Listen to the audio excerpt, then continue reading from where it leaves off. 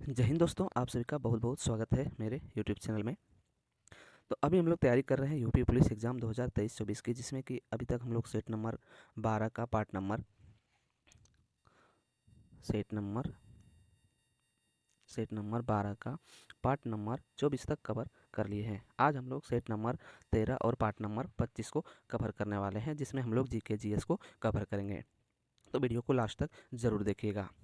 और अगर वीडियो अच्छा लग रहा है तो वीडियो को लाइक और अपने दोस्त के पास शेयर ज़रूर कर दीजिएगा। और इस चैनल पे पहली बार आए हैं तो चैनल को सब्सक्राइब ज़रूर कर लीजिएगा, क्योंकि जितना भी क्वेश्चन बताने वाले हैं वो सारे क्वेश्चन मोस्ट इंपॉर्टेंट होने वाला है। तो चलिए आज का वीडियो स्टार्ट करते हैं क्वेश्चन नंबर 1 से। A better India a better world पुस्तक के लेखक कौन है? पुस्तक के लेखक कौन है? तो इसका राइट आंसर हो जाएगा ऑप्शन नंबर बी। क्या हो जाएगा? Option number B, A R Narayana Murthy, sorry N R Narayana Murthy इसका राइट आंसर हो जाएगा। आगे बढ़ते हैं क्वेश्चन नंबर 2 की ओर। निम्नलिखित खिलाड़ियों में से कौन 2018 की हालिया दक्षिण अफ्रीका ऑस्ट्रेलिया टेस्ट श्रृंखला में गेंद से छेड़छाड़ के मामले में सम्मिलित नहीं था? तो इसका राइट आंसर हो जाएगा option number C. Option number C, कौन नहीं था? Tim Paine. कौन नहीं था? Tim Paine. आगे बढ़ते हैं क्वेश्चन नंबर 3 की ओर।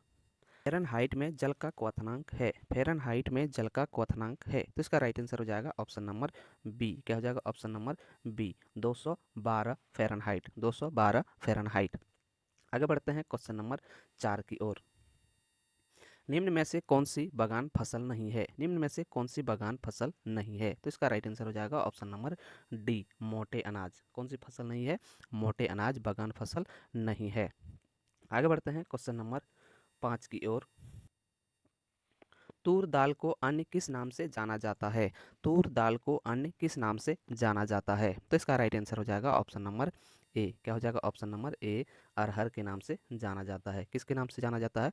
अरहर के नाम से जाना जाता है। आगे बढ़ते हैं क्वेश्चन नंबर 6 की ओर। डैश का प्रयोग हवा के बल और वेग को मापने के लिए किया जाता है? डैश का प्रयोग हवा के बल और वेग को मापने के लिए किया जाता है? तो इसका राइट आंसर हो जाएगा option number D. Option number D, anemometer. Anemometer. आगे बढ़ते हैं क्वेश्चन नंबर 7। भारत में राष्ट्रीय हिंदी दिवस कब मनाया जाता है? भारत में राष्ट्रीय हिंदी दिवस कब मनाया जाता है? तो इसका राइट आंसर हो जाएगा option number A. Option number A, कब मनाया जाता है? तो 14 सितंबर को मनाया जाता है।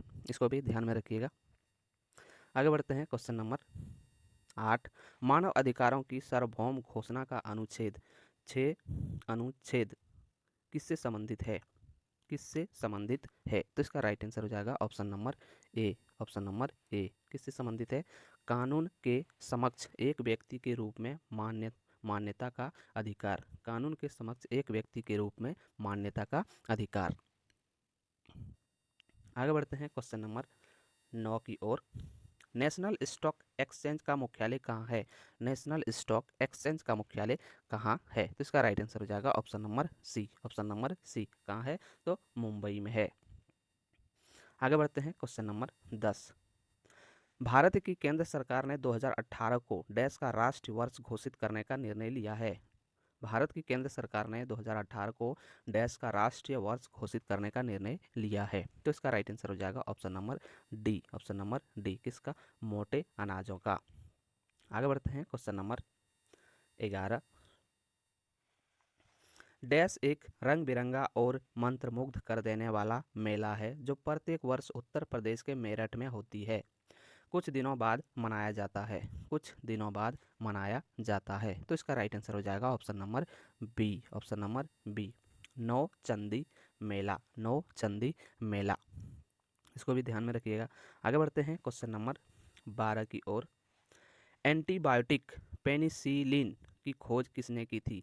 एंटीबायोटिक पेनिसिलिन की खोज किसने की थी? तो इसका राइट आंसर हो जाएगा option number B. Option number B, Alexander Fleming ने। अलेक्जेंडर फ्लेमिंग ने की थी। आगे बढ़ते हैं क्वेश्चन नंबर 13 की ओर। भारत संविधान की डैश भारतीय गणराज्य की आधिकारिक भाषाओं की सूची प्रदान करती है? आधिकारिक भाषाओं की सूची प्रदान करती है? तो इसका राइट आंसर हो जाएगा option number D. Option number D, 8वीं अनुसूची। 8वीं अनुसूची प्रदान करती है। आगे बढ़ते हैं क्वेश्चन नंबर 14 की ओर। डैश की नियुक्ति भारत के राष्ट्रपति द्वारा नहीं की जाती है। डैश की नियुक्ति भारत के राष्ट्रपति द्वारा नहीं की जाती है। तो इसका राइट आंसर हो जाएगा option number B. Option number B, महाधिवक्ता। महाधिवक्ता की नियुक्ति भारत के राष्ट्रपति द्वारा नहीं की जाती है। आगे बढ़ते हैं क्वेश्चन नंबर 15 की ओर। पहले भारत राज्य का नाम बताइए जिसके प्रत्येक परिवार में कम से कम एक सदस्य के पास बैंक खाता है। पहले भारत राज्य का नाम बताइए जिसके प्रत्येक परिवार में कम से कम एक सदस्य के पास बैंक खाता है। तो इसका राइट आंसर हो जाएगा option number D. Option number D कौन है? केरल है। केरल में प्रत्येक परिवार में प्रत्येक सदस्य के पास कम से कम एक बैंक खाता है। आगे बढ़ते हैं क्वेश्चन नंबर 16 की ओर। उस वाहिनी का चयन करें जो मूत्राशय के मूत्र को शरीर के बाहर ले जाती है। उस वाहिनी का चयन करें जो मूत्राशय से मूत्र को शरीर के बाहर ले जाती है। तो इसका राइट आंसर हो जाएगा option number A. Option number A, urethra. Urethra जो है मेरा क्या करता है? मूत्राशय से मूत्र को शरीर से बाहर निकाल कर ले जाती है। आगे बढ़ते हैं क्वेश्चन नंबर 17 की ओर। राष्ट्रीय शिक्षा दिवस प्रत्येक वर्ष को मनाया जाता है। राष्ट्रीय शिक्षा दिवस प्रत्येक वर्ष को मनाया जाता है। तो इसका राइट आंसर हो जाएगा ऑप्शन नंबर डी। क्या हो जाएगा? ऑप्शन नंबर डी, 11 नवंबर को राष्ट्रीय शिक्षा दिवस के रूप में मनाया जाता है प्रत्येक वर्ष। आगे बढ़ते हैं क्वेश्चन नंबर 18 की ओर। संसद द्वारा 8 सितंबर 2016 को डैश संविधान संशोधन अधिनियम 2016 के तहत जीएसटी अधिनियम पारित किया गया। जीएसटी अधिनियम पारित किया गया। तो इसका राइट आंसर हो जाएगा ऑप्शन नंबर सी। क्या हो जाएगा? ऑप्शन नंबर सी, 101वें में क्या किया गया था? संविधान संशोधन अधिनियम पारित किया गया था। आगे बढ़ते हैं क्वेश्चन नंबर 19 की ओर। निम्न में से कौन सा जिला उत्तर प्रदेश के बुंदेलखंड क्षेत्र से संबंधित है? निम्न में से कौन सा जिला उत्तर प्रदेश के बुंदेलखंड क्षेत्र से संबंधित है? तो इसका राइट आंसर हो जाएगा ऑप्शन नंबर सी। क्या हो जाएगा? Option number C, Mahoba. क्या हो जाएगा? महोबा। आगे बढ़ते हैं क्वेश्चन नंबर 20 की ओर। क्वेश्चन नंबर 20 की ओर बढ़ने से पहले जो भी फ्रेंड्स इस वीडियो को देख रहे हैं, वीडियो को लाइक और अपने दोस्त के पास शेयर जरूर कर दीजिएगा। और इस चैनल पे पहली बार आए हैं तो चैनल को सब्सक्राइब जरूर कर लीजिएगा और बेल आइकन को भी प्रेस कर लीजिएगा, क्योंकि जितना वीडियो हम अपलोड करेंगे उसका नोटिफिकेशन आपको मिल जाएगा और आपका एक भी क्लास नहीं छूटेगा। और अभी हम लोग तैयारी कर रहे हैं उत्तर प्रदेश पुलिस की, जो कि एग्ज़ाम होने ही वाला है। एक एग्ज़ाम तो किसी कारणवश पेपर लीक हो गया था तो उसका कैंसिल हो गया, तो दोबारा उस एग्ज़ाम को कराया जाएगा। तो उसी के बेसिस पे हम तैयारी करवा रहे हैं। तो आप लोग वीडियो को लास्ट तक ज़रूर देखिएगा और अगर वीडियो अच्छा लग रहा है तो चैनल को सब्सक्राइब ज़रूर कर लीजिएगा। तो चलिए आगे देखते हैं क्वेश्चन नंबर 20। उत्तर प्रदेश का क्षेत्रफल देश के कुल क्षेत्रफल का लगभग है। उत्तर प्रदेश का क्षेत्रफल देश के कुल क्षेत्रफल का लगभग है। तो इसका राइट आंसर हो जाएगा option number D. Option number D कितना है? 7.3%। आगे बढ़ते हैं क्वेश्चन नंबर 21। छठी शताब्दी ईसा पूर्व के दौरान मथुरा के आसपास के क्षेत्र को डैश कहा जाता था। डैश कहा जाता था। तो इसका राइट आंसर हो जाएगा option number C. Option number C, क्या कहा जाता था? सुरसेन कहा जाता था। क्या कहा जाता था? सुरसेन कहा जाता था। आगे बढ़ते हैं क्वेश्चन नंबर 22 की ओर। निम्न में से किस रूमानी मदनाष्टक के लिए जाना जाता है? मदनाष्टक के लिए जाना जाता है। काव्य लेखक को उनकी कृति है। काव्य लेखक को उनकी कृति है। तो इसका राइट आंसर हो जाएगा ऑप्शन नंबर ए। क्या हो जाएगा? ऑप्शन नंबर ए हो जाएगा रहीम। कौन है? रहीम। आगे बढ़ते हैं क्वेश्चन नंबर 23। उत्तर प्रदेश में पहली बार 1887 में प्रकाशित होने वाले दैनिक समाचार हिंदुस्तान के संस्थापक कौन थे? हिंदुस्तान के संस्थापक कौन थे? तो इसका राइट आंसर हो जाएगा option number C. Option number C, Madan Mohan Malviya. कौन है? मदन मोहन मालवीय। आगे बढ़ते हैं क्वेश्चन नंबर 24। उत्तर प्रदेश में किस वर्ष सभी सरकारी कार्यों के लिए हिंदी का प्रयोग करना कानूनी तौर पर अनिवार्य कर दिया गया था? अनिवार्य कर दिया गया था। तो इसका राइट आंसर हो जाएगा option number C. Option number C. कब कर दिया गया था? तो 1968 ईस्वी में। 1968 ईस्वी में जो उत्तर प्रदेश में किसी सभी सरकारी कार्यों के लिए हिंदी का प्रयोग करना कानूनी तौर पर अनिवार्य कर दिया गया था।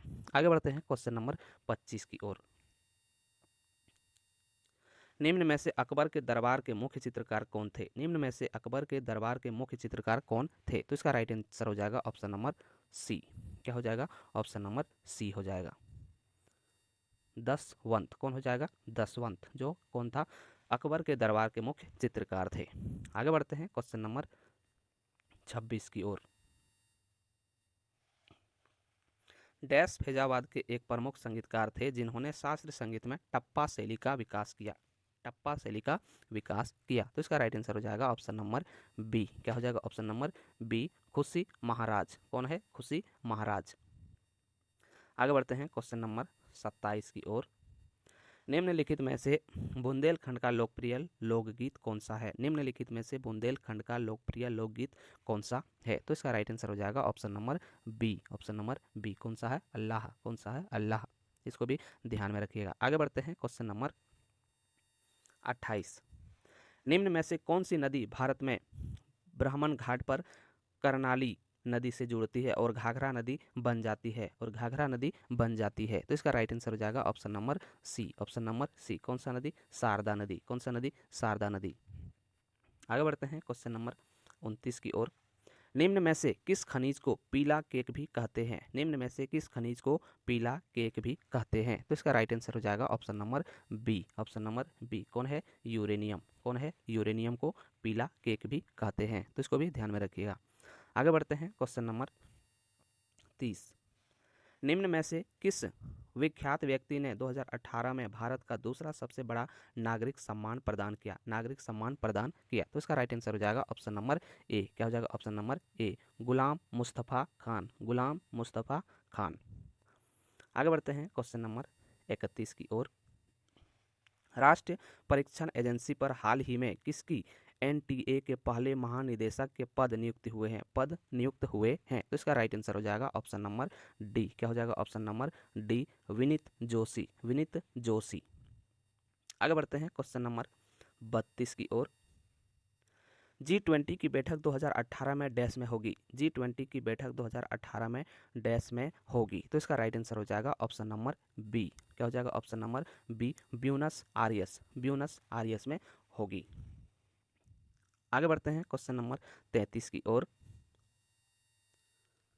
1825 में वेदांता कॉलेज की स्थापना किसने की, जिसमें दोनों भारतीय अध्ययन और पाश्चात्य सामाजिक तथा भौतिकी विज्ञान पाठ्यक्रम प्रस्तुत किया गया था? भौतिकी विज्ञान पाठ्यक्रम प्रस्तुत किया गया था। तो इसका राइट आंसर हो जाएगा option number B. Option number B, Ram Mohan Roy. कौन था? राम मोहन राय था।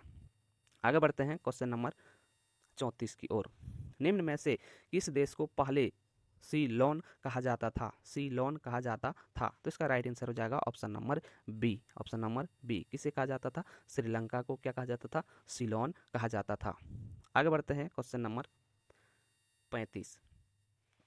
1869 में डैश नहर के खुलने से भारत के यूरोप की दूरी 7000 किलोमीटर कम हो गई है। कम हो गई है।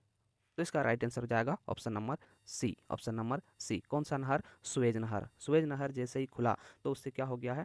7000 किलोमीटर यूरोप जाने के लिए दूरी कम हो गई है। तो इसको भी ध्यान में रखिएगा। आगे बढ़ते हैं क्वेश्चन नंबर 36। गणतंत्र दिवस 2018 की परेड के मुख्य अतिथि में से एक मुख्य अतिथि कौन थे? एक मुख्य अतिथि कौन थे? तो इसका राइट आंसर हो जाएगा ऑप्शन नंबर डी। क्या हो जाएगा? ऑप्शन नंबर डी, आंग आंग सान सूकी। आंग सान सूकी, जो कि कहाँ के थे? अमेरिका नहीं, चीन के थे। आंग सान सूकी। आगे बढ़ते हैं क्वेश्चन नंबर 37 की ओर। निम्न में से किस ई कॉमर्स कंपनी ने खाद्य उत्पादों की बिक्री के लिए उत्तर प्रदेश सरकार के साथ एक समझौते पर हस्ताक्षर किए हैं। एक समझौते पर हस्ताक्षर किए हैं। तो इसका राइट आंसर हो जाएगा option number C. Option number C, Amazon India. Amazon India ने क्या किया है, हस्ताक्षर किया है उत्तर प्रदेश सरकार से, जहां पर क्या बिकेगा, सिर्फ खादी वस्त्र बिकेगा। तो ये था मेरा आज का लास्ट क्वेश्चन। आई होप आप लोगों को यह वीडियो अच्छा लगा तो वीडियो को लाइक और अपने दोस्त के पास शेयर जरूर कर दीजिएगा, और ऐसे ही वीडियो देखने के लिए हमारे चैनल को सब्सक्राइब जरूर कर लीजिए, क्योंकि जितना भी क्वेश्चन बता रहे हैं वो यूपी पुलिस एग्जाम के लिए मोस्ट इंपॉर्टेंट होने वाला है। तो वीडियो को लास्ट तक जरूर देख लीजिएगा, और देख ही लिए हैं तो चैनल को सब्सक्राइब जरूर कर लीजिएगा। तो चलिए आज के लिए इतना ही, फिर मिलते हैं कल एक नए सेट में।